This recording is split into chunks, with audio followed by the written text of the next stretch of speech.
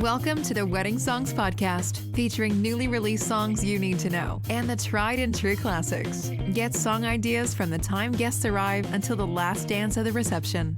And now your host, Matt Campbell, founder of MyWeddingSongs.com.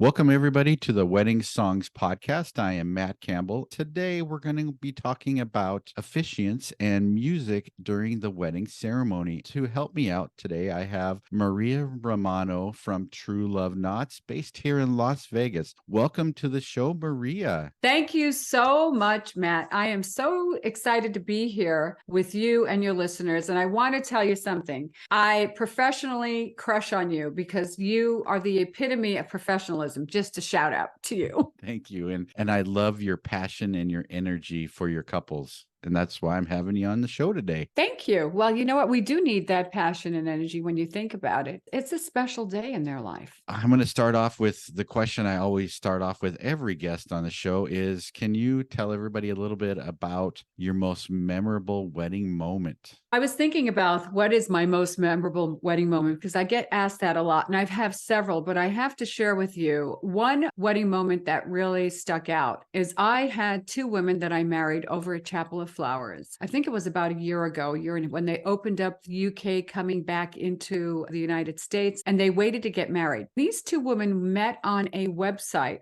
for people that developed muscular dystrophy. Both of them had muscular dystrophy. One was more advanced, and I will tell you, she was struggling walking down the aisle. And the other partner as well had muscular dystrophy. It was not as advanced. And I want to tell you, that ceremony really touched me. Talk about loving somebody for their soul and not their physical. Because we always work on that physical. We want to look good. We want to feel good. We want to look good. But really, when you dig deep and peel back the layers, these two women were getting married because of their souls. And that's what touched me. That's a great story. I can feel the big calm in the room with that story because, like you said, it's such an emotional moment in their lives and everybody that's there. And it is an emotional moment. And again, as you know, we've been in the wedding industry for a while. You're around couples. Listen, they've dreamt about this day. They want to look good. It's look at me. And I think that's wonderful. It's wonderful. And you find that especially with first timers, and not that, we want people getting married multiple, but technically we're married about 2.5 times in our lives, they say. I don't know. What can I tell you? Yeah. I'm a widow, so I don't know. It takes me back. I'm going to get a little personal. It takes me back to when we got married, and you're saying all of this tension is built up. And our minister, he cracked a joke, and that was probably the best thing that ever happened to us because we just calmed down, and it just took away all of that stress because most people don't remember their ceremonies. It's 15 minutes and then they'll remember the reception. So yeah, if you can capture that moment just to release the stress, like you mentioned, all of this time spent planning the wedding, it's priceless. And it's true. I do that with my couples. I have a line, and I'll share this with anybody listening. When they actually are down the aisle, they're facing me, and I'm trying to tell them, okay, face me. They're facing each other, and I'll have to say, okay, face me, and just take a deep breath. And I'll ask them, even if they have guests, are you nervous? And they'll go, yes. I'll say, don't be nervous. I'm nervous. I don't know anybody here. And boom, they just wind up relaxing. And I think that you're right. The officiant makes or breaks the start off of the wedding ceremony and the celebration. I believe that. I agree. I love that you do that too. Just shows your professionalism. So speaking about you, then let's talk about who you are and about your company. Well, I am Maria Romano.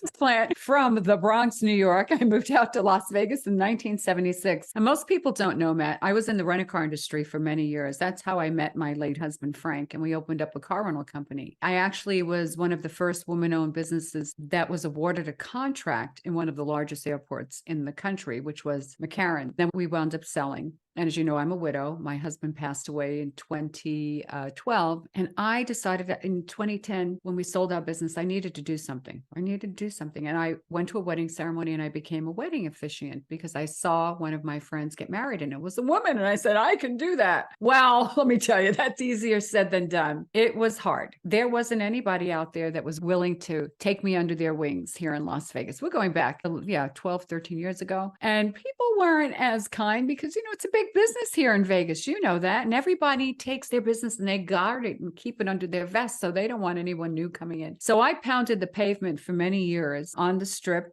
different chapels, getting out there and really honing in on what do I do well? I had to think about that. And I think as you have your listeners, whoever is in the business or thinking about whether DJing, photography, officiating, whatever it is, what do you do well? What can you bring? One of the skills I bring is number one is I like to make people feel comfortable, seen and heard, and I want to provide them with something that they will remember. Not just read the script, feel the script. And that's the key thing about officiating. And that's why I teach now too. That's the difference of, I think, when you really get involved with anything you're doing. It's like what you're doing. You're researching songs and you're finding out what's making people tick. That takes me right into, how do you personalize each of your ceremony for each couple? Well, as you know, here in Las Vegas again, and I have to use the business model is so different here versus outside of Las Vegas, because most officiants will spend sometimes several hours with a couple creating and crafting their wedding ceremony. I have done that too, yes, but most of the time, 70% of my wedding ceremonies are done in a chapel or in a chapel at one of the hotels. I don't have that luxury. So that's where I've had to learn how to meet the couple and hear their love story 15 minutes before their ceremony and intertwine their love story in my framework. And you know what? By the time I'm finished, most of my couples will say, I can't believe you knew about us the way you did. And I think that's the key thing, is those listening skills that you need to develop as somebody in business, whether you're a solo entrepreneur or you're running a team, is the key thing is listening to what your couple, what your client has to say, and then being able to incorporate it. I love that. In creating their story, it goes down to knowing your couples and making that personal to them. It even comes down to, instead of saying bride, bride, groom, groom, bride and groom, using their real names and pronouncing them correctly. That's such a important factor in the ceremony. It's so true. And I use a couple's name several times throughout the ceremony. It's not just the I do portion or vows when they're repeating. That makes it a lot more personable. When I also go out and introduce myself, even at a chapel, most officiants don't do this, introduce myself to the guest, because the guests have what? They've flown in, they've spent money, right? Time, they're there. Even though it's a 10-minute ceremony, you want to make them feel welcomed as well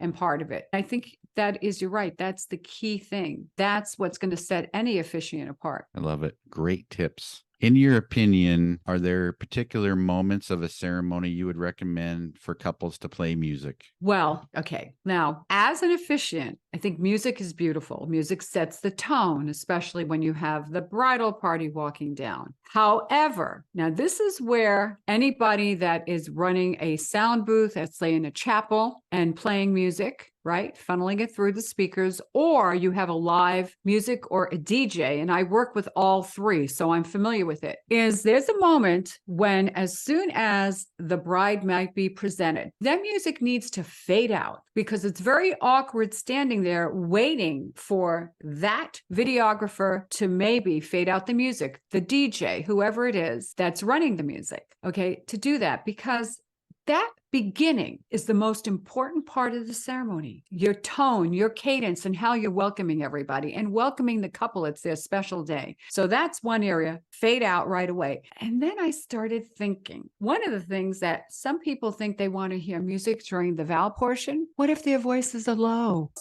Most chapels, most locations don't always have sound. And even if they have sound, sometimes the couples, they're a little shy. And if you tell them to speak up, then their voice gets real squeaky. That's what happens. You really need to be mindful of what the actual music level, the volume is during the ceremony as far as vows. And then, of course, the same thing with when you get to the candles, because we do a lot of candle ceremonies in these chapels. But this is what I always I cue my videographer. Listen, I have something important to say about the candle. Let everybody hear it besides the couple. Then play your music. That's exactly what I do. I think that's really important. Everybody wants everything set to music. Even myself, I try to say, oh, play music for this. But I think that is so important. What you said is to not play music during the vows, because everybody's focusing on the vows and not the music and it takes away from the vows. Well, and you can always maybe loop that into the video later on if you want to, but you have to think about what kind of sound system you're dealing with at that time and how it's mixing through. And you might have guests, let's say in the rear, that might not have a microphone, but you have a chapel set up. So we can have 80 guests, for example, a chapel of flowers. The sound will travel, but if I'm fighting with the music, it's really difficult. And what happens is you lose the guests. And that's important as well. The guests are as much as important part of the ceremony as the couple. I love it. So you mentioned the unity ceremony. Have you conducted any unique unity ceremonies? Everybody talks about the candles and the sand. Well, I had a dear friend in the car rental business that came to Las Vegas last month, and he requested that I perform his he was supposed to be a 20-year vow renewal. It wound up being 23 because of COVID. Okay. So I get this candle set up unique, and all of a sudden the candle, we put it back and it falls over lit. That was a blooper moment. But usually as far as candles, the thing is the candles, it's really important that whatever type of base you're using for the candles, I think with any officiant is depending upon how you're handing it to them. And that's the key thing that you need to just watch with. As far as I change up what I say as far as the candle, because there are couples that think the candle has something to do with religion. And it probably did, but it really doesn't. It adds for beautiful pictures. And that's the difference. That's why we add candles into our ceremony. Sand ceremonies are fun too, but I've also had situations where vessels will break if they're trying to do it outside because of wind. So you really need to be mindful of that. Or also you're trying to maybe blend in a family. I had one where there were like 12 different colored sand and they were trying, and you really need to think about what you're doing. It's nice that you're trying to blend family in, but at the same time, that is so cumbersome for the officiant, for the couple and whoever the children they might be blending in, for the videographer and the photographer. It reminds me of introducing 12 people coming into the reception hall and mixing 12 different colored sands. I think takes away from the moment. It does. And, we're seeing today with the trends, as we have a lot of, they call them not the Gen Z, which is also known as the Zoomer generation coming up and getting married. And they're going to be probably the largest in the demographics. And we're seeing a lot more whiskey blending instead of the candle in place of that, so that they put two different types of whiskey in a barrel, which I think is just beautiful. Wine's kind of hard to blend that way, but the whiskey's fun. Tequila, you can do a couple of great things. That's fun. And then you take that. And then if you're having any issues throughout your first year of marriage, you open up the barrel, you have a shot and you feel good. It reminds me of a story I heard once with a couple doing a black and tan beer. So you have the light beer and the dark beer. It's interesting. I love those uniqueness where they bring in their personality like that. I agree. Many couples ask if the music at the ceremony should be instrumental or if it's okay to have words. What's your recommendation on that? Well, when you're walking down the aisle, you can have definitely, a song. So for example, one of the most popular songs I hear is Can't Help Falling in Love. Yes. Which is very popular, especially from Crazy Rich Asians. I think everybody wants to walk on this water and have the gown look beautiful. It's not going to work that way, but it is a beautiful song. And that's a song where you can do both. I think the words add value, something to the emotion and how you feel. I think that when you're walking down the aisle, from my perspective, definitely use that. Use, if you want to, a song that's really upbeat and fun after you pronounce the couple. And of course, it should have maybe some words. And everybody's happy. You want them on their feet. You want them dancing. However, during the ceremony, if you want to play music,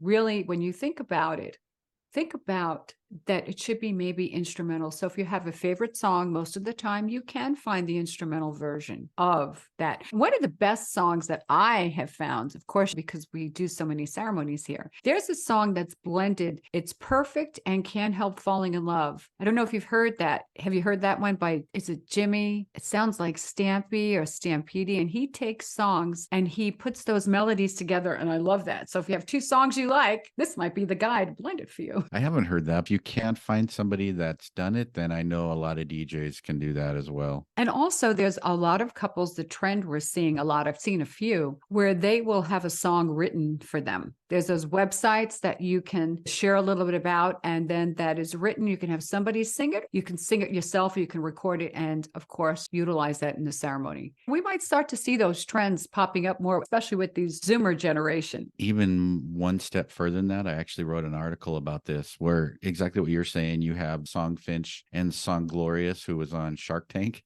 Yes. So those sites exist, but then you have AI now where you can write your own song and it'll produce it for you. There's the technologies out there and it's going to get better. So I'm a little worried about companies like that, like Songfinch, because now they can use AI to create their own songs. As you know, in the industry, we have people out there that are writing vows and they charge for that. But I have to tell you, I just pop it into ChatGPT if I want to punch up somebody's love story, and within 20 seconds, keep it under 100 words. I have their love story. I can even do that with a 15-minute ceremony by just carrying that on my phone. There are great things out there that are going to really enhance the customer's experience, the client's experience as well. And ChatGPT does that, or AI does it. However, yes, there are going to be, unfortunately, people that become obsolete. And that's just the sad part about it. However, it gives them an opportunity maybe to go on and do something else, to do something bigger and better and challenge themselves. Absolutely. And create their, like we were talking about, bringing in their personality into it.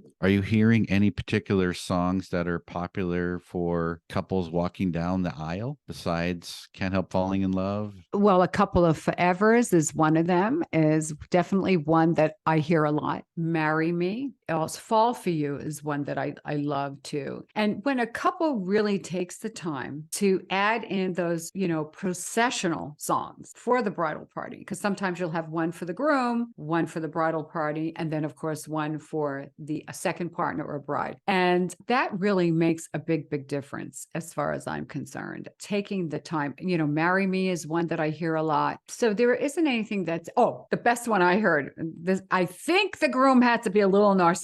Hail to the chief. Time for a quick break from the show to let you know about the Wedding Music Letter. Are you struggling to find the wedding songs that match your personality and music style? Are you having a hard time keeping up with the new wedding songs being released? Then subscribe today to the Wedding Music Letter by going to my website, myweddingsongs.com, and clicking on the Join Now button. Every Wednesday, you'll get song ideas to build your wedding playlists. On the last day of the month, you'll get all of the new wedding songs released from the prior month. So subscribe today and join over 7,000 other engaged couples and wedding pros by going to myweddingsongs.com and joining the Wedding Music Letter today. Now back to the show. Yes, hail to the chief. Honest to God. And I went, what? Okay. I love when I hear stories like we're talking about, that personalization, even like the Star Wars theme or a Star Trek song. I love when they do that. It's interesting you mentioned grooms walking down the aisle.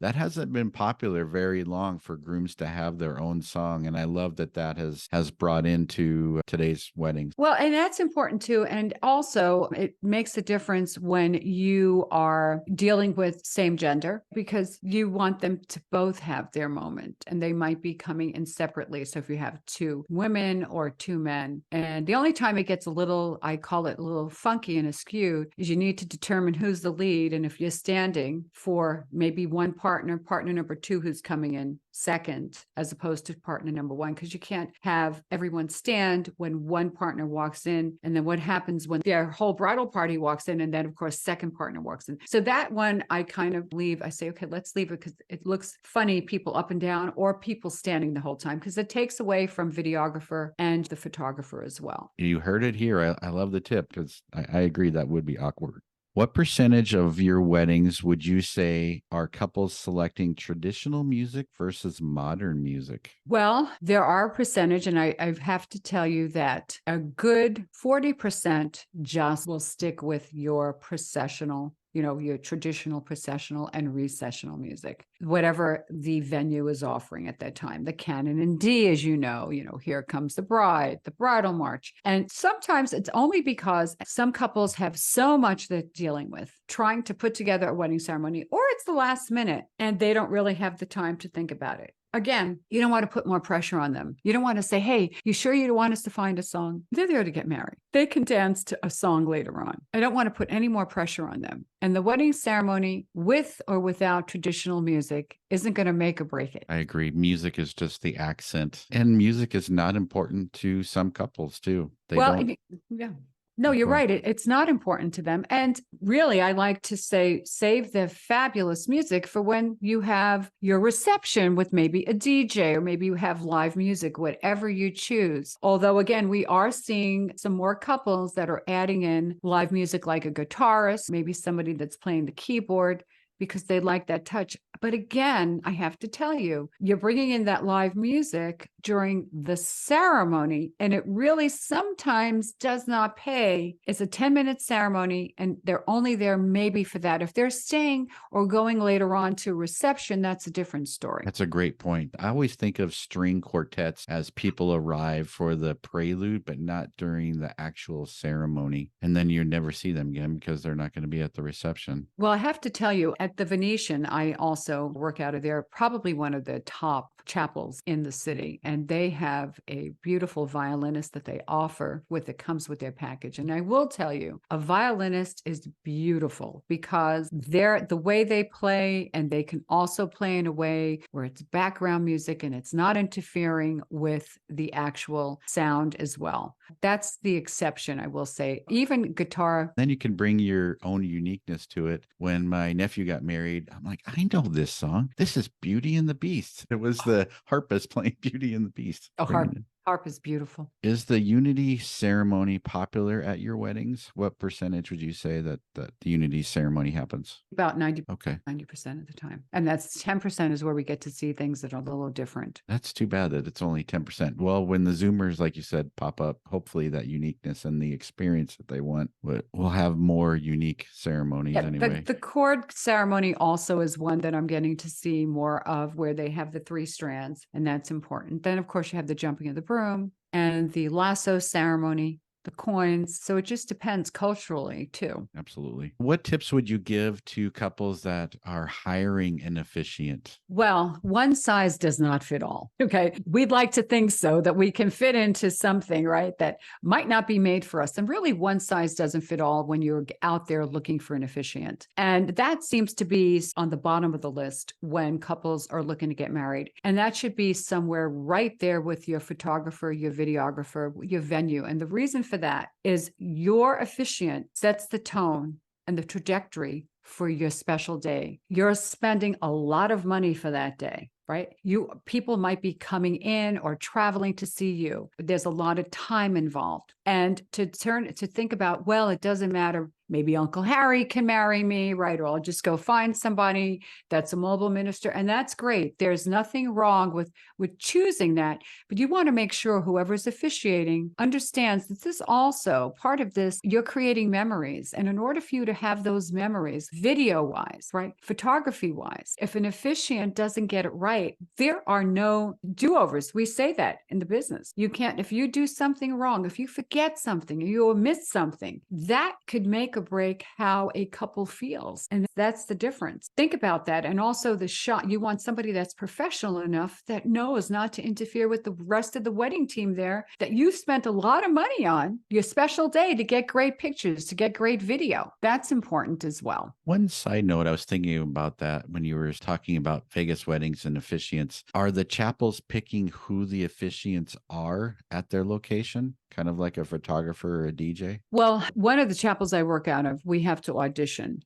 I've been working at Chapel of Flowers. That's one of my accounts. I only deal with about 3 or 4 accounts and do privates. What they do is there will be special request ministers. And I'm the one, because I'm flexible. I just, you could throw me in a situation. I had one of the head minister called me. Yes, he goes, Maria, he said, I have a couple that has 2 readings and I'm going to give it to you because I know you'll do a good job with it. I said, sure, no problem. The Venetian will also do that. They will look at the right minister for the right couple. But I will say this, I have to say this. So a lot of times they'll send out, oh, it's Maria Romano is going to be your officiant. They'll think it's Mario. Then when I show up, I've had this where you're not a man. I really want a male. Sorry. But today is changing, and a lot of people are moving away from that tradition of having a man marry you. Not that, it doesn't make a difference on whether it's a man or a woman marrying you. And this is what couples need to understand. What makes a difference is what they're going to deliver, how they're going to deliver it, and what work you've done as a couple going forward so that your marriage lasts beyond the wedding ceremony. That is such a very important topic. That's something I don't think about all the time. Just because we're the wedding capital of the world, so many weddings happen here. When I think of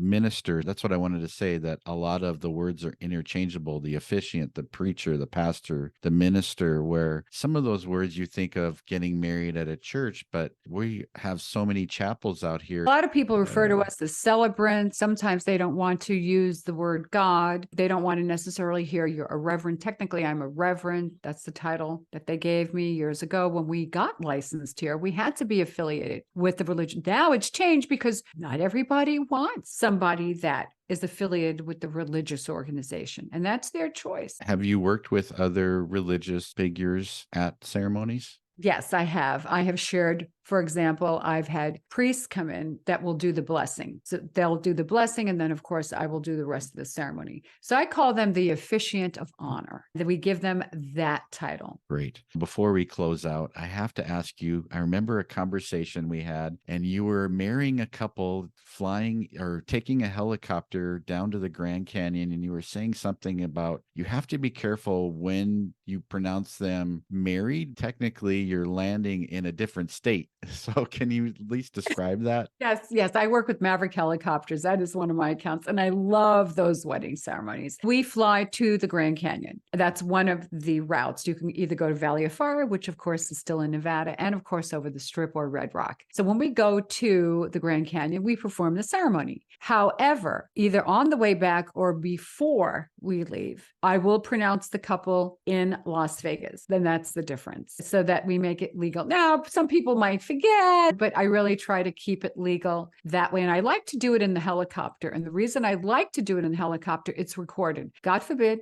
but God's always watching over us. Something would have happened and there was ever a question, they have that there. That would be a great memento too, that you could forward them on a flash drive. Here's your vows that we said on the helicopter. They give it to them. I think they give them that automatically. That's part of their package. That's pretty cool. It's a cool way to get married. We're seeing a lot of people do that now. It's very intimate, but it's so awesome. It is awesome. That would be awesome. That's why everybody wants to come to Vegas. Actually, I just launched a podcast today talking about Las Vegas weddings with Joni from LV Wedding Connection. Joni Moss, we love her. Shout out to her and her husband. Yes, absolutely. Just to close, is there anything else you want to cover that we didn't cover already? One thing I do want to say is anybody that is looking to get married or vow renewal is take the time to really think about what's important to both you and your partner. And what happens is we have so many people coming out. We're in engagement season now, right, Matt? And this is going to be a big year. That's what they're predicting. Lots of people are going to be popping the question, and we're going to have a lot of weddings going on in 2025. And take the time to think about what's important to you. It's your day. And we're trying to please everyone, and we can't please everyone. What you have to do is please you and your partner, and take that time to think about what you want in the way of a ceremony, what you want in the way of a reception, and what works for you, whether that's something intimate or something large. But make sure you're taking the time, because you want to go back and look at these memories, and you want to know, you don't want to say to yourself, I wish I would have done it differently. There's only one take, as we say. Where can people find you and contact you? Well, that's so easy. I am so accessible. I'm Maria at trueloveknots.com.